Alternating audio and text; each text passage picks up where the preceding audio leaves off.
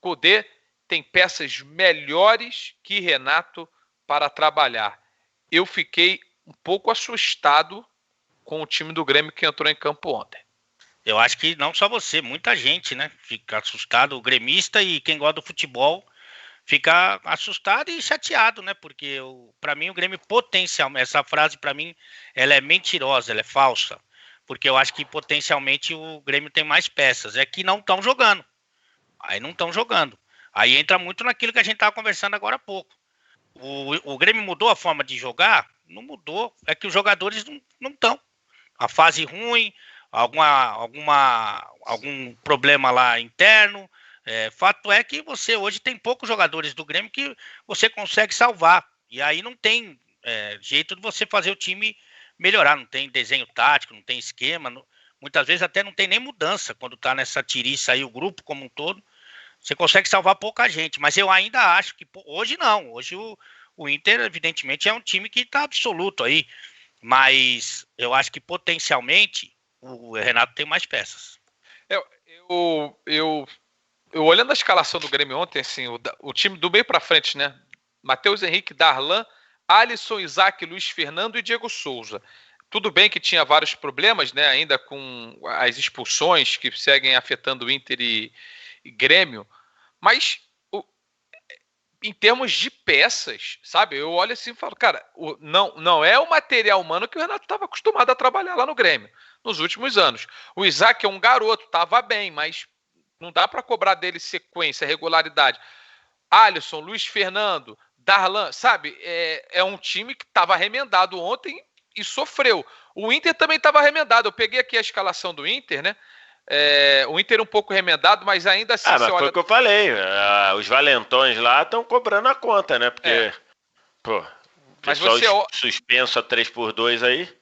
Então, mas eu olho pro time do Inter ontem ainda assim, né? Com as suspensões. E a lesão do Guerreiro, que é uma lesão que obviamente afeta muito. Do meio para frente tinha Lindoso, que é um cara que está acostumado a jogar.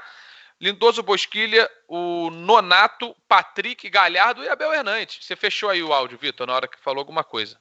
Mas para responder essa pergunta, você precisa analisar o time ideal, perfeito?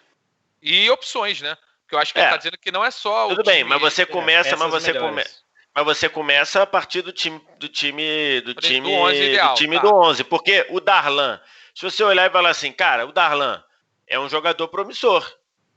Então, qual é o papel do Darlan? É o Darlan vindo do banco. Tá bom, mas do Internacional, se o Lindoso for banco, aí você tá falando do Musto, que é titular, e do Dourado, que são se eles... Mas então a terceira opção do Inter pode ser melhor do que a segunda opção do Grêmio. Tudo bem, mas do lado do Grêmio seria Lucas Silva, Maicon e Mateuzinho. Beleza? Então você tem aí um baita meio campo. Do meio para frente, mais à frente, né? Jean-Pierre. Do meio para frente você tem Jean-Pierre, você tem PP, você tem Alisson, você tem Diego Souza. Então, você analisar tudo aí, né? Você tem que levar em conta tudo. Eu acho que é falso também, cara. Eu acho que, no geral, se você fizer um 11 contra 11, ou no caso um 22 contra 22 aqui, se a gente for colocar os elencos, que seria para a frase, eu ainda acho que o do Grêmio é melhor. Agora, o momento ali é ruim. O Renato não está conseguindo achar soluções. Quem é titular e deveria estar jogando muito não está. Quem é reserva que tinha chance, e sempre acontecia, né? O Luan machucava, vinha o Jean-Pierre, o Arthur ia embora, vinha o Matheus Henrique, por aí vai. Não está acontecendo, então você tem alguns pontos aí para melhorar. Quando eu li aqui os jogadores que entraram em campo ontem pelos dois times, levando em consideração que eles têm vários desfalques, ontem a gente via, ou pelo menos analisando a escalação, a gente tinha mais opções, mais os jogadores que são opções em campo. E eu acho que ontem o Inter tinha um time melhor. Se a gente fizer essa análise dos 22, eu acho que hoje o Cudê vai ter peças melhores para trabalhar, André. Eu responderia a frase com verdadeiro, mas aqui temos dois falsos, e enquanto você vai dando aquela espetada, tira e bota aí o microfone, eu vou aproveitar para ler aqui algumas mensagens da galera. O pessoal tá brincando aqui do Cavani, e o Cavani, vem, não vem? O Ney tá dizendo que é falso. Importante, né, o Cavani? Ontem ele não jogou, então... O Pedro Família tá dizendo que é verdadeiro. Para mim, o Cudê tem mais peças, tem mais time também. O Fábio tá dizendo nem a pau que o Grêmio é melhor. Aí o pessoal brincando, pô, sem noção deixar o Cavani no banco, né? O pessoal adora também. Mas fala aí, André, vamos à análise da frase. Então, cara, assim, ó, eu acho que o automático seria a resposta no Grêmio, né? Que o Grêmio tem. Esse é o automático. Mas, cara, eu gosto muito das opções do. Talvez ele tenha em menos quantidade. Talvez na média, se você fizer um mano a mano de 11 contra 11, talvez vai ganhar o Grêmio. Talvez vai. Mas assim, o Inter tem, cara. O Inter tem um bom goleiro reserva. O Inter tem, sabe, o Inter no meio-campo tem um monte de opção. Tem um monte, cara. Um monte. Ó, lá, qual que é o time que joga? Musto, Edenilson e Bosquilha? Patrick. Mas, aí você tem o Bosquilha, você tem o D'Alessandro, você tem o Praxedes, você tem o Sarrafiori, que agora não sei se vai. Estavam falando dele em algum outro time que eu não lembro agora. Aí você tem na frente, o Guerreiro tá machucado, né? O Sarrafiori foi pro Coritiba agora, né? Foi pro Coritiba, né? Isso. A gente tinha falado dessa possibilidade no Atletiba.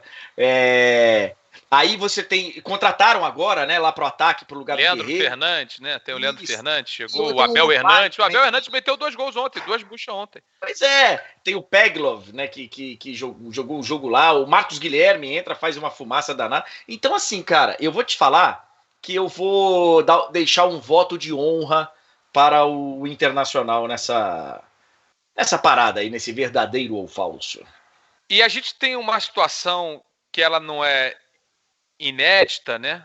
Mas assim, a gente está falando de um trabalho de longuíssimo prazo do Renato, Vitor Sérgio Rodrigues, que passa pelo momento mais instável de toda essa trajetória, né? Dessa volta. Esse é o pior momento dele. Acho que o jogo da semana que vem é jogo chave pro trabalho do Cudê. E uma sequência de 9 jogos, né? Porque não vence Grenal. Tem esse lado pro Cudê, mas eu acho que o trabalho dele tá sólido, tá bem, liderança do Campeonato Brasileiro. O resultado, ele é importante por esse aspecto da rivalidade, mas acho que o peso talvez seja menor. E pro Renato, meu irmão, é uma semana dura, hein? Semana dura até lá. Eu tava... Agora eu vi, chegou uma arte aqui no meu Twitter do Gol.com falando dos técnicos com maior longevidade, né? Aparece o Renato com 48 meses, estava em meses, com o Renato 48 meses, aí depois vem o Fernando Diniz e mais alguém com 11 meses, e depois todo mundo... Né? Aí nesse coisa, dos 20 da Série A, tem 7 treinadores com 1 mês ou 0 mês, ou seja, ainda nem completaram 1 mês, e 2 clubes sem técnico, né? Então, dos 20... Você tem 9 clubes. Você tem 9 clubes que ou o técnico tem 0 mês, ainda não completou 1 mês, ou tem 1 mês, e 2 deles não tem técnico, né? O Atlético Paranaense e o Corinthians. Junta todo mundo e não dá o Renato. Não. Ou seja, veja a análise mais profunda. Foram clubes que mantiveram técnicos por 5 meses na parada, 4 ou 5 meses na parada, e não confiavam nele. E não confiavam no treinador. Exatamente, porque eles ficaram 4 meses parados aí, voltou, tem dia 15 de... Aqui, ó, tá aqui, deixa eu ver, ó. Renato, 48 meses, Diniz e Ceni, 11 meses, Odair, Cudê e Lucha, que chegaram nesse ano, já estão na terceira, já estão na quarta posição, né?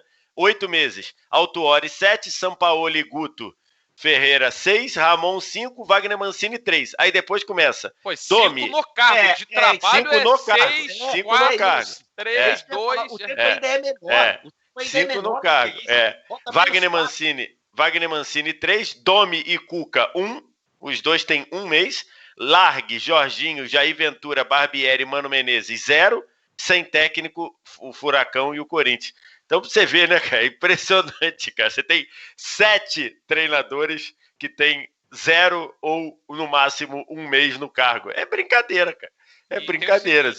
E o Renato agora pode ser que saia dessa lista. Acho que é muito emblemático o caso do Thiago Neves, que na madrugada aí... Botou no Instagram, na madrugada tweetou aí, dizendo, a culpa era minha. Isso é um cara de pau, né? Isso é um cara de pau, com todo carinho. E o esporte tá indo se amarrar nisso, enfim. Mas deixa isso pra lá. Você viu que o Jael respondeu ou não? Eu vi que o Jael respondeu, mas, enfim. O episódio do Thiago Neves, ele é muito importante, porque é a diretoria dizendo, não vai ser tudo que você quer pro Renato, né? Porque era um pedido do Renato e tinha lá a cláusula. O contrato é uma excrescência, né? O contrato é uma excrescência. Você dizer que se o Thiago Neves passasse de novembro, sei lá, ele ia renovar por mais não sei quanto tempo, ganhando o dobro, sei lá, ou quase o dobro. O contrato é uma excrescência, com todo o carinho, né? Desculpa, mas quem assinou isso devia ter a hombridade de falar, ó, tô fora, tô pedindo para sair. Boa sorte no esporte, né?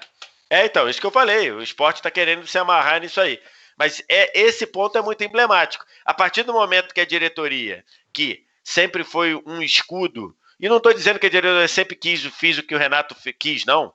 Provavelmente a diretoria já negou muito pedido do Renato, mas nunca tinha feito isso de forma ampla, aberta, explícita, né? De chegar e falar, ó, eu, direção, estou rescindindo o contrato do Thiago Neves, porque isso é do interesse do clube. Ali eu acho que a situação começou a ficar diferente para o Renato, e aí a falta de resultado no campo traz uma pressão muito grande. Eu ia falar o seguinte, tem no final de semana Grêmio e Palmeiras. Vamos ver qual time que o Renato vai... Se a gente for analisar o histórico, o Renato vai com o time máximo da alternativa que ele puder mandar.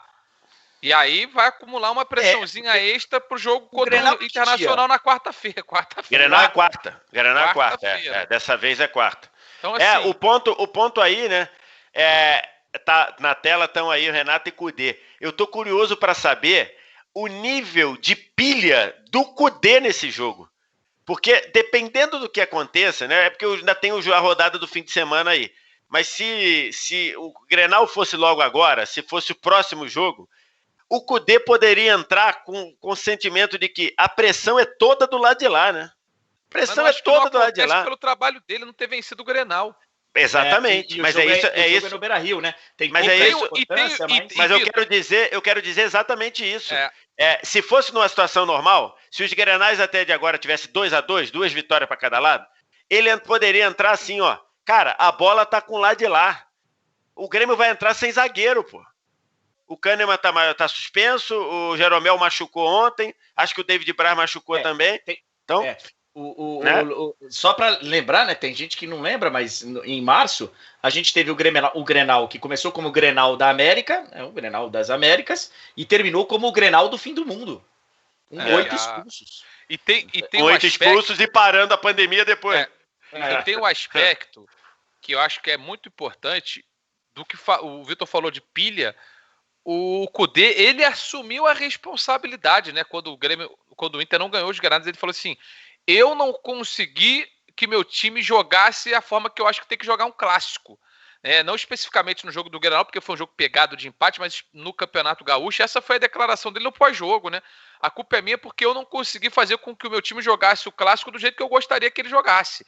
Vamos ver se isso é pilha, se é forma de jogo, mas ontem um resultado... o resultado em si não é muito bom, né? Mas é porque você ganha com 4-3, passa um susto danado, é obrigado a fazer um gol com desvio no finalzinho. A frase do Cudê é muito boa, né? Era um jogo que parecia tranquilo e que eu sofri muito mais do que eu acho aceitável. Do que eu acho aceitável. Mas no final das contas ganhou, né? Tá lá 4-3 no placar. Sabe o que acontece, né? Se ficasse 3-2... A sensação é que não saímos. Agora no 4-3, depois de tomar você sai sai um pouquinho mais agitado, né? Sai por cima. Vamos ver ainda mais com gol no fim, né? Exatamente. Esse Grenal da semana que vem, o bicho vai pegar.